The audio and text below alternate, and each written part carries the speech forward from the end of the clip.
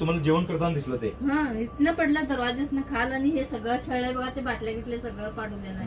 मग तुम्ही बघून घाबरला आणि बाहेर गेला. तर कोणता इंडस्ट्रियल एरिया आहे मित्रांनो, आणि आपल्याला वाटणार नाही साप कुठेही येऊ शकतात आणि अशा प्रकारे ते बसतात. जेवणाच्या वेळेला त्यांना अचानक दिसला कारखान्यात आणि शेतकऱ्यांना. याच गावात काल आम्ही अतिशय विषारी मन्यार पकडला आणि अतिशय धोकादायक साप आम्ही इंडस्ट्रियल एरियात पकडतोय. कोंडग्यामध्ये मी आहे.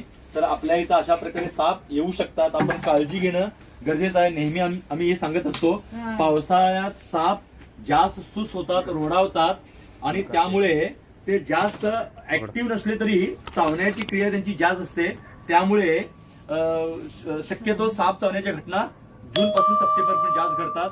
आणि घोणा जातीचा साप आहे. दगडविटाच्या ढिगाऱ्यातनं झाडी झुडपातनं राहणारा साप आहे. कारखान्यात स्वच्छ ठिकाणी उलट तरी पण हा इथं आला होता. न बघता कुठेतरी हातपाय गाठत चावला असता. आणि ही